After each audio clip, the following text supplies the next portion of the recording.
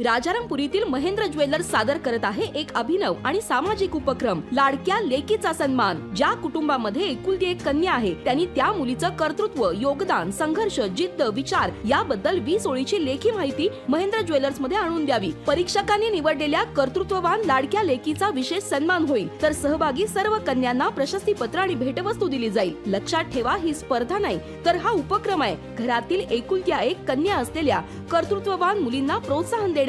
20 जानेवारी ते 10 फेब्रुवारी पर्यंत राजारामपुरी येथील महेंद्र ज्वेलर्स मध्ये नाव नोंदणी करा, लेखी माहिती आणून द्या आणि आपल्या लाडक्या कन्येचा उचित सन्मान करा। अधिक माहितीसाठी संपर्क महेंद्र ज्वेलर्स, राजारामपुरी, 3री गल्ली, मेन रोड, कोल्हापूर।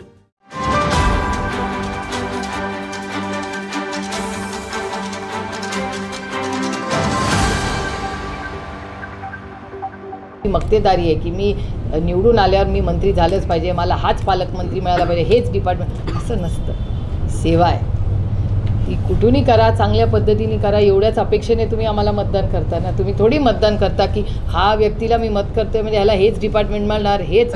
ही जी नवीन जी टी व्हीवर मी बघते ना, हे मला आश्चर्य वाटतं की ही भाषा मी कधी ऐकलीच नाही, हा कॉन्सेप्टच मी कधी ऐकलेला नाही।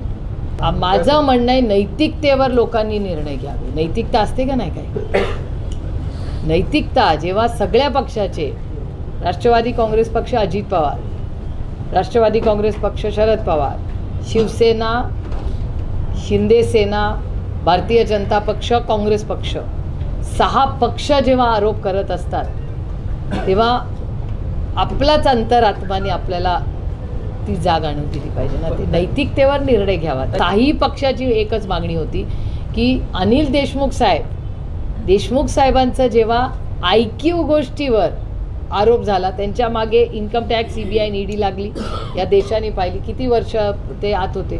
भुजबळ साहेब, संजय राऊत साहेब, अनिल देशमुख साहेब, नवाब मलिक भाई, या सगळ्यांवर IQ गोष्टींवर सगळ्यांना अटक झाली, सगळे जेलमध्ये गेले, बरोबर।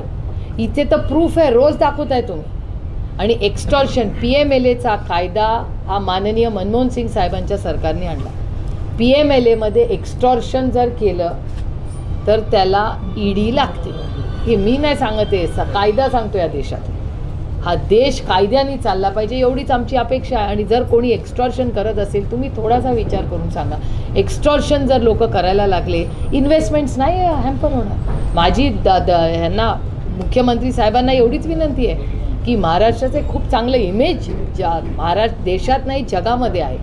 इथे जर एक्स्टॉर्शनच्या गोष्टी व्हायला लागल्या तर राज्यात इन्व्हेस्टमेंट्स कशा येणार? ह्याच्यासाठी आपण एक स्ट्रॉंग सिग्नल, राजकारण बाजूला ठेवून माणुसकीच्या नात्याने महाराष्ट्राच्या साठी एवढं मोठं मॅन्डेट या सरकारला मिळाले, कुठलाही निर्णय ते घेऊ शकतात। मग ते का नाही घेत आहेत ह्याचं उत्तर मला मिळत नाही। म्हणजे जे करार झाले त्याचं स्वागतच आहे। महाराष्ट्रात इन्व्हेस्टमेंट येणार असेल तर अर्थातच आम्ही त्याचं स्वागत करू, पण त्याचबरोबर बऱ्याचशा अशा इन्व्हेस्टमेंट्स आहेत ज्या भारतीय कंपन्यांच्याच आहेत। म्हणजे तुमच्या चॅनलवर मी सज्जन जिंदलांचा फोटो पाहिला, अमित कल्याणींचा फोटो पाहिला, असे बरेच भारतीय, म्हणजे सज्जन जिंदल हे माननीय मुख्यमंत्र्यांच्या घरापासून 3ऱ्या मिनिटावर राहतात, 3 चालत 7 मिनिटं, गाडीने 3 मिनिटं।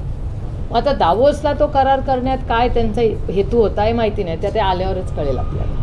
यश अपयश येत राहतो म्हणून काय थोडी निराश होतं। आणि एक तुम्ही विसरता की 1 कोटी लोकांनी आम्हाला मतं दिली आहे, आणि एक तुम्ही हिशोब बघा, या राज्यामध्ये 50-60% पुढे मतदान जात नाही। ह्याचा अर्थ म्हणजे ह्या राज्यातले फक्त हिशोबाला मोठा धरूया 50% लोकांनी मतदान केले हिशोबाला, त्यातल्या 50% लोकांनी ह्यांना केले, म्हणजे 25% लोकांनी म्हणायचं अर्थ 75% लोक अजून त्यांच्या विरोधात आहेत ना, असं होत नाही। आणि जी अर्थातच शेवटी जो जिंकता वही सिकंदर, त्याच्यामुळे अर्थातच आम्ही अतिशय प्रांजळपणे आमचं झालेलं अपयश हे आम्ही कबूलच करायला पाहिजे। मग आता मशीन झालं का, काय सेटिंग झाल्या का, मतदार याद्यांचे प्रश्न, एक प्रश्न लोकांच्या मनात आहेतच। मी काल पुरंदरला गेले होते, पुरंदरला मी काही मुलांनी माझी गाडी थांबवली तर मी हात करायला उतरले, ते एक जराशे वयस्कर ग्रस्त होते, त्याने असे डोळे मिचकावत माझ्याकडे बघितलं आणि म्हटलं सुप्रिया, म्हणलं हो, ते म्हणलं अरे इथे काय काढलं, दौरा होता, आम्हाला कसं कळलं नाही? म्हणलं नाही मी दौंडला चालले, पुरंदरमधून मी सासवडचा कार्यक्रम करून चालले होते। ते म्हणले शक्यच नाही संजय जगताप हरणं. अरे काय करणार आता, झालं अपयश झालं, आता झाले 2 महिने कामाला लागूया.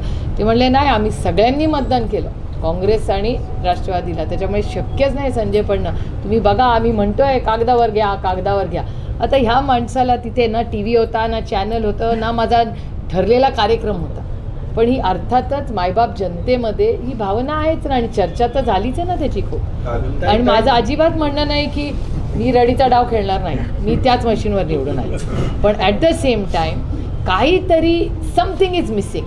काय आहे त्याच्यावर मला सांगता येत नाही तुम्हाला, पण ते पुढच्या काही काळामध्ये कळेल. कागल किंवा ह्यांच्याकडे, म्हणजे मला कुणाच्याबद्दल काही बोलायचं नाही आहे, पण काहीतरी फॅक्ट चेक करूया. आता ह्यांच्या विरोधात जे ग्रहस्थ आता आमदार झालेले आहेत ते किती वर्ष कुठे जाऊन आले आहेत हे सगळ्या माहिती आहे ना. किती वर्ष होते ताई? 12 वर्ष ना.